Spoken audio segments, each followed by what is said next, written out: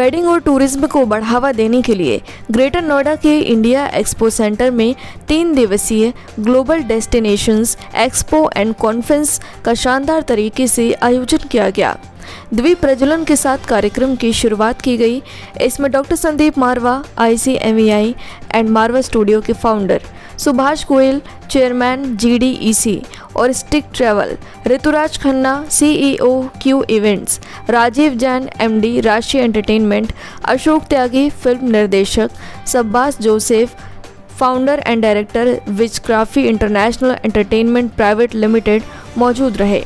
बता दें कि GDEC का उद्देश्य भारत में वेडिंग और टूरिज्म के बिजनेस को बढ़ावा देना है, जिससे लोग विदेश में डेस्टिनेशन वेडिंग करने की जगह भारत में ही करें। ज़्यादा से ज़्यादा लोगों को इस बिजनेस में जोड़ना है। और मारवा स्टूडियो के फाउंडर ने सभी लोगों का शुक्रिया अदा किया और कहा, भारत में वेडिंग और फिल्मों में जितना पैसा लगाया जाए उतना ही कम है।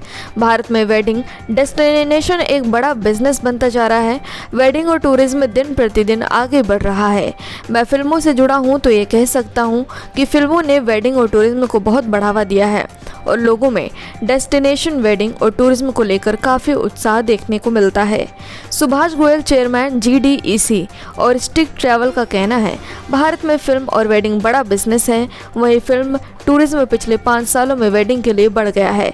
डेस्टिनेशन वेडिंग ने लोगों को बिजनेस दिया है। पिछले साल ये बड़े भव्य तरीके से हुआ था, इस बार उससे भी बेहतर हो रहा है। और इस पूरे मेले का जो मकसद है, सिनेमा, टूरिज़्म और वेडिंग टूरिज़्म को किस तरीके से हमारे देश में बढ़ावा दिया जा सकता है। और मुझे बड़ी खुशी है कि इस वक्त देश भर और दुनिया भर से यहाँ पर बहुत सारे लोग एकत्रित हुए हैं, जो सिनेमा की बात कर रहे हैं और टूरिज़्म की बात कर रहे हैं, वेडिंग टूरिज़्म की बात कर रहे हैं। और लोगों को कुछ ऐसी नई फिगर्स का मालूम पड़ा है जो अब तक शायद कागज़ों में छुपी हुई थी। हिंदुस्तान की फिल्म इंडस्ट्री तकरीबन 4 लाख करोड़ रुपए की होने जा रही है और इसी तरीके से जो वेडिंग इंडस्ट्री है वो भी तकरीबन 3 लाख करोड़ रुपए की इंडस्ट्री बन चुकी है। अगर इन दोनों इंडस्ट्री को ध्यान से देखा जाए तो ये दोनों इंडस्ट्रियाँ टूरिज़्म को बेहतरीन और बड़े खूबसूरत तरीके से हिंदुस्तान में अट्रैक्ट करती हैं। मैंने अभी जिक्र किया नोएडा फिल्म सिटी का, जहाँ पर मैं ये कहते हुए मुझे बड़ा हर्ष होता है कि तकरीबन 9 करोड़ से भी ज़्यादा लोग सिर्फ नोएडा फिल्म सिटी में पहुँच चुके हैं। मारवा स्टूडियो का भी एक छोटा सा कंट्रीब्यूशन रहा है कि हम 30 लाख लोगों को फिल्म टूरिज़्म के ज़रिए नोएडा फिल्म सिटी तक खींच चुके हैं। फिल्म एजुकेशन के ज़रिए हम लोग 30,000 लोगों को पढ़ा चुके हैं, जो हम 145 मुल्क कवर कर चुके हैं।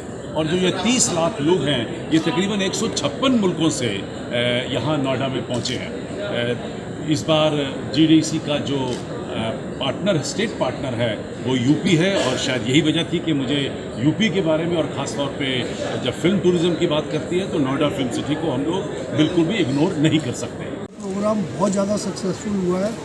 प्रोड्यूसर्स, डायरेक्टर्स, वेडिंग प्लानर्स सारे एक, मेरे ख्याल में हिस्ट्री में कभी भी इतनी ज़्यादा बढ़िया गैदरिंग एक जगह नहीं हुई।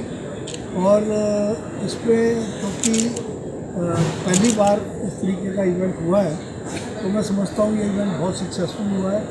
और जो एक हमने आपस में डिसीजन लिया है कि हम मिलकर काम करेंगे और भारत जो दुनिया की सबसे बढ़िया देशों में से है, हम बजाय अपने फिल्म और वेडिंग्स बाहर ले जाने के हमारे अपने स्टेट्स में करेंगे।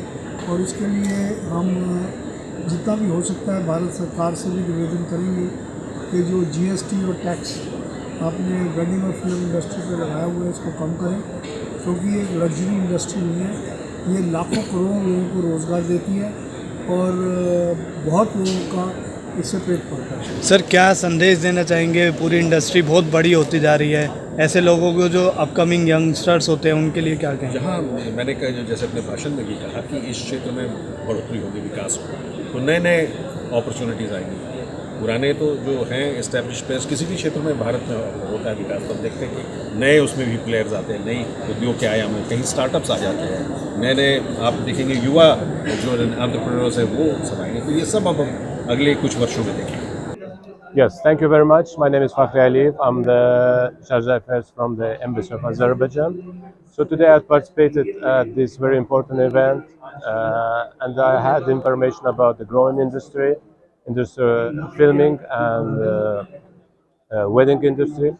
We in Azerbaijan, at the embassy, we promote Azerbaijan as a destination for filming and as well for the weddings.